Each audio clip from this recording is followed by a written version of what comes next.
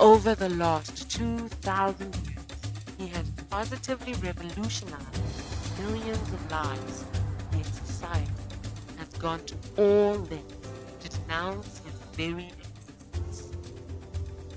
KBC Dramatics presents The Trial.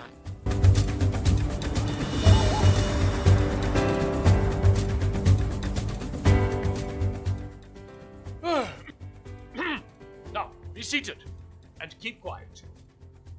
This is a courtroom, not a circus.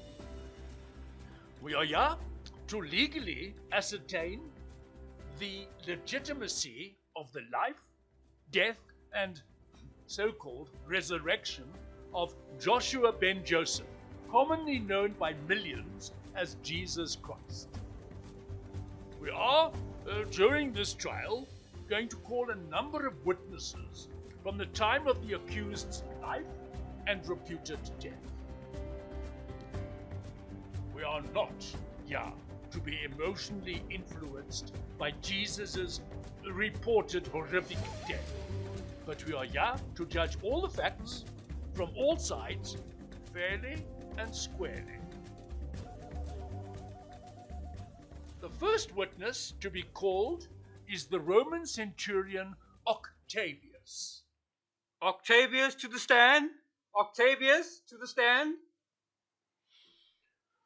Now, your name is Octavius, is it not?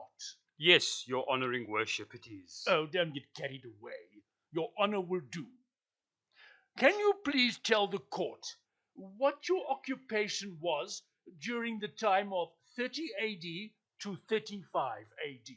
Well, I was a member of the 3rd Battalion of the Roman Imperial Army. In fact, I was a centurion in the Palestinian Guard.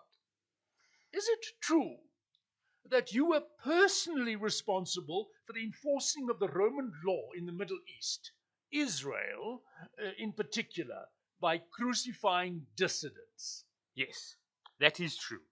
For nearly 10 years, I oversaw all crucifixions in the capital, Jerusalem. Now, I want you to cast your mind back to that dynamic and far-reaching crucifixion of a man called Jesus Christ. Do you recall that day? Oh, Your Honour, how can I even forget that incident? I have, Your Honour, been involved in over 100 crucifixions. Yet, that one particular one of that unique man of Nazareth still echoes in my brain as if it were yesterday. Tell the court why this crucifixion was so unique. Well, I have seen dozens die on the cross, but none like Jesus. I've heard men curse, scream, cry like babies, plead for mercy, but he did none of these things. He never said one bad thing about anyone. In fact, when the priests and soldiers were mocking him, all he did was look up to heaven and ask for their forgiveness because they did not know what they were doing. Are you sure that he wasn't delusional with pain? Oh no, he was very conscious. We were crucifying 2 really bad men on either side of Jesus. One screamed that if Jesus was related to the God of Israel, that he must climb down from the cross and take him with. The other one simply said that when Jesus comes into his kingdom, will he remember him? Jesus, fighting extreme agony, said that he must take heart because that same day he will be with him in Islam. Islam? Islam? Where is Islam? Well, it means heaven or paradise, your worship. I see. Now, when you took him down, are you sure he was dead? Oh, he was dead all right. When we nailed him to the cross, he was nearly dead. Anyway, he had been beaten to an inch of his life.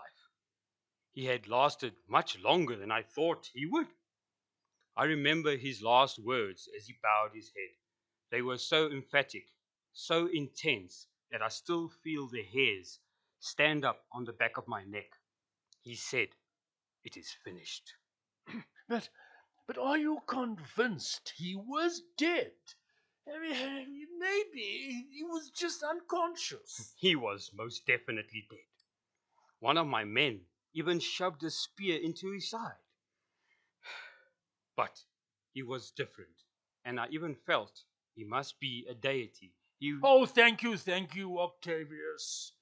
That will be all. You are excused. Now, the second witness we are going to call to the stand is Mary, the mother of Jesus. Mary, to the stand. Mary, to the stand. Now, your name is Mary, sometimes called Miriam, who was married to Joseph and lived most of your life in Nazareth. Is that not so? Yes. Um, it's, I can't hear you, madam. Speak up. Yes, that is my name. Now, according to the novelists, Matthew, Mark, Luke, the birth of Jesus was unique because. Excuse me, Your Worship, but Matthew, Mark, Luke, and, by the way, John, were not novelists, but honest and motivated men who simply wrote the truth. Yes, whatever. If you tell me what happened to that incident leading up to the birth of this remarkable man. I was 14, maybe 15, already earmarked to marry Joseph, a very gentle and loving man who was close to God. One night, it was past the second crow, and I was battling to sleep. Suddenly, the room was filled with a light I had never seen before. I got a huge fright when I saw, standing at the foot of my bed, a man clothed in glowing garment that looked as if it had been made from glow worms. His voice was deep and Yes, I am sure it was. But what did he say, and what has this got to do with his birth? he was actually an angel from God. When I saw, when I first saw him, I was terrified. But he said to me that I must not be afraid, but must be full of joy, because I had been chosen to give birth to the Son of God. Through the Holy Spirit I conceived, and 9 months later, in a little town of Bethlehem, gave birth to Jesus.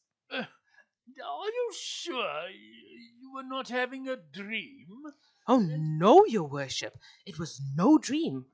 When I told Joseph what had happened, he, like me, was very skeptical and even spoke of breaking off our engagement. But that night, an angel appeared to him and told him to carry on with the wedding because what was going to happen was to be one of, if not the greatest event of all time. I see.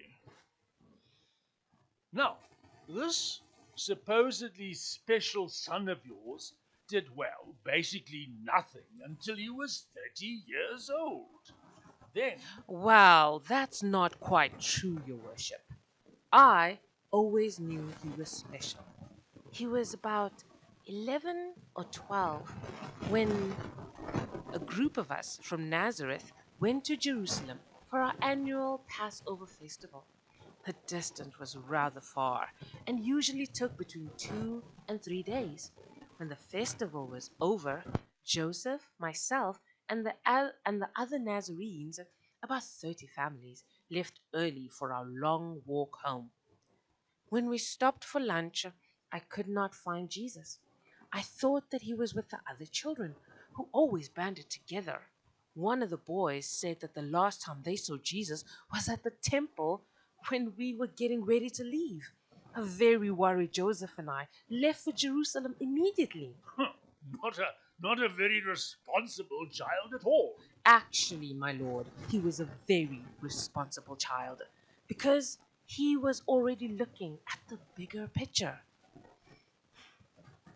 When we got to Jerusalem, we went straight to the temple. It was there we found a large crowd of priests. In the middle was our son answering scriptural questions from these religious men who had been studying the Torah for over 40 years. We never even taught him the scriptures. I see. A naturally talented boy. Now, according to the books of the novelists, writers, Matthew, Mark, Luke, and John, Jesus actually did nothing significant until he was, what did I say? He was 30 years old. Is that not true? Just after he turned 30, he knew that his time had come, and it was then when I saw my son through new eyes. Through new eyes? Do you mean you could not see a glib speaker who could speak well and actually convince people that they were miraculously healed? Convince people they were healed?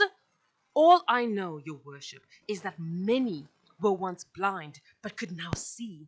Others had no use of their legs for decades, but after he touched them, they danced down the street. This takes a lot of convincing, your worship. Yes. Yeah. Now, according to the records, you were actually at his crucifixion. Is that so? I was. Of his friends and family, it was just me and John. Everyone else had fled. Many people have queried his actual death. Some say that he was not really dead, but in a coma, and he came around a few days. Not dead? Not dead? Please, Your Honor. My son had been lashed over 30 times with the Roman whip that ripped flesh off bone. He carried a cross twice his own weight, and he was nailed to the same cross for over 3 hours. To top it all, he had a spear thrust deep in his side. I stood at the bottom of the cross, and my heart broke as I saw him hanging in an agony I could not describe. And he did it all for a world that still mocks and ridicules him. Yes, Mary. Thank you. You are now excused. You may leave the stand. I see we have only one more witness, and that is Caiaphas, the high priest Caiaphas. Caiaphas, to the stand. Caiaphas, to the stand. Is it true that you are Caiaphas, the high priest of the Israelites? Yes, Your Honor, I am. Is it also true that you were responsible for the arrest and execution of Jesus Christ? Well, not completely. In fact, after they heard the truth from me and the other priests, the whole of Israel wanted this blasphemer's demise. I see. Now, you or your associates followed Jesus quite extensively, did you not? Yes, Your Honor. I ensured that there was always one of us at his demonic talks and tricks to fool the people.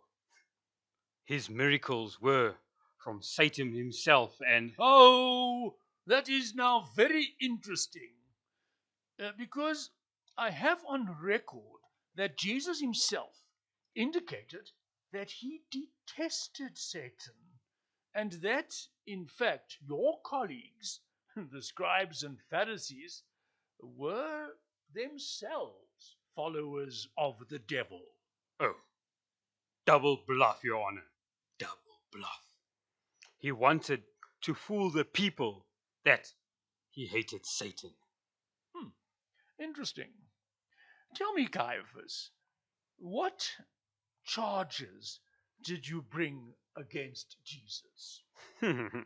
Oh, there were so many crimes against humanity by giving false hope, by breaking more laws established by Yahweh's priests than I can mention, pretending to be more powerful than me, whose God's appointed through the chosen tribe of Levi, and, most important of all, blasphemy, the one sin punishable by death.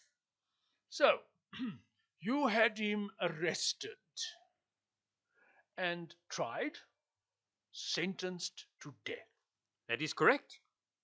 I managed to convince Pilate that Jesus was a threat to the stability of peace in our country, and the rulers stamped the crucifixion. Were you personally at his execution? Yes, I was, although I noticed none of his so called dedicated followers were. They had all scattered to the wind. Regarding his final demise, are you convinced that he was dead?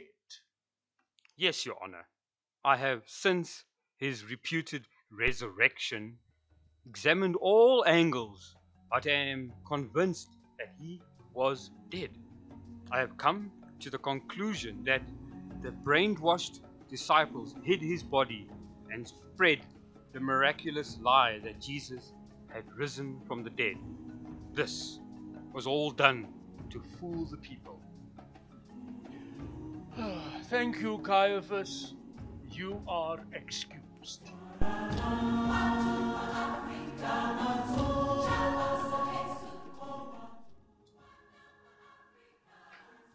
Now, having listened to and analyzed all the statements from the witnesses, I have, after careful consideration, come to the following conclusions. Regarding the life of Jesus, it is evident that he was a good man, as well as one of loving. His words were unparalleled, and he obviously cared more about other people than he did for himself. Regarding his reported blasphemy, well, he never harmed or abused anyone. Nothing he ever said or did has ever been proven wrong. Now we come to his death. Some have said that he never really died, but went into a coma and revived later when he was in his tomb. Not only from the witness statements, but also from logic, tells me that this is highly improbable. He was severely beaten and as a result lost a great deal of blood. He hung on a cross for nearly 4 hours and had a spear thrust into his side. The strongest of the strong would not have survived. Then we come to the most controversial aspect of them all, his resurrection. From a logical and pragmatic point of view, it appears that the argument of his disciples hiding his body and lying about his resurrection is the most obvious. Yes, young man. Why are you putting up your hand? If you want to use the little boy's room, you don't have to ask my permission. What do you want? Actually, Your Honor, I would like to address the court. Oh, you do you? And what do you wish to address us about? I believe what I have to say will influence your judgment significantly. Will it? Well, don't just stand there. Come up to the witness stand.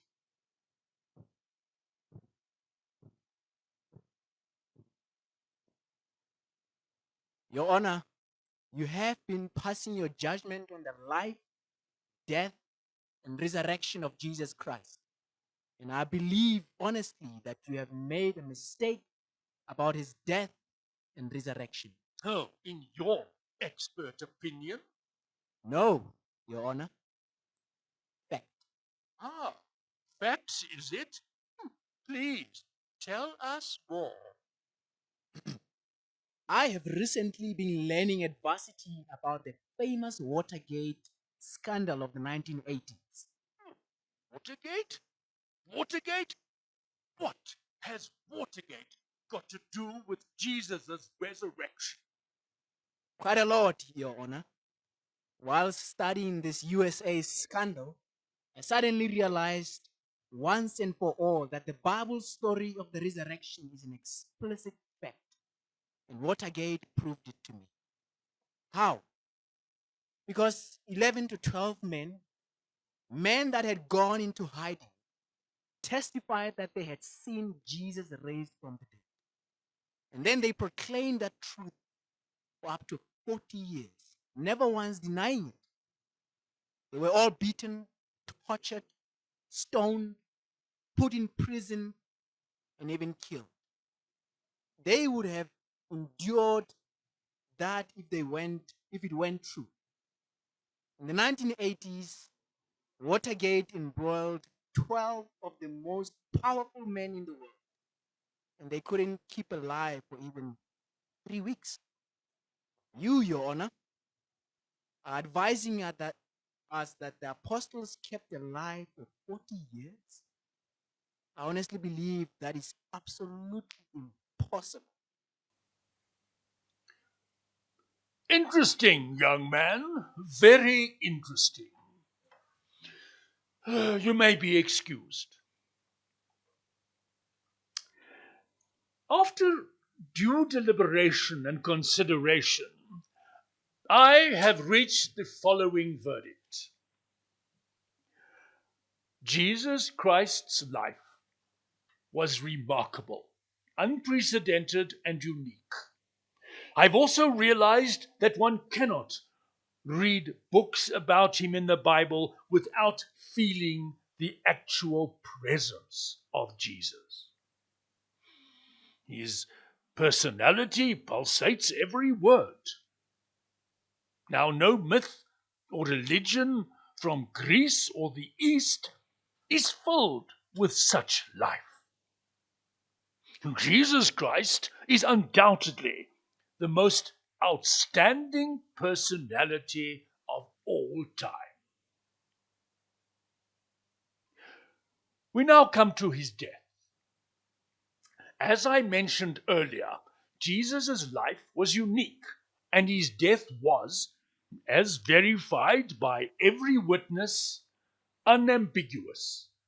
Some skeptics have tried to impart the belief that he somehow survived the whipping, crucifixion, and stabbing. But, to put it bluntly, this is rubbish. Now, what about his questioned resurrection? What this young man has said has made me analyze this entire controversial episode of Jesus rising from the dead rather differently and come to the conclusion that there is no other legal or logical explanation but that Jesus rose from the dead as outlined in the Bible. In conclusion, everything he ever said or did has value for us today. And that is something one cannot say of any other man, dead or alive. If one accepts his teaching, then one must accept his death and resurrection.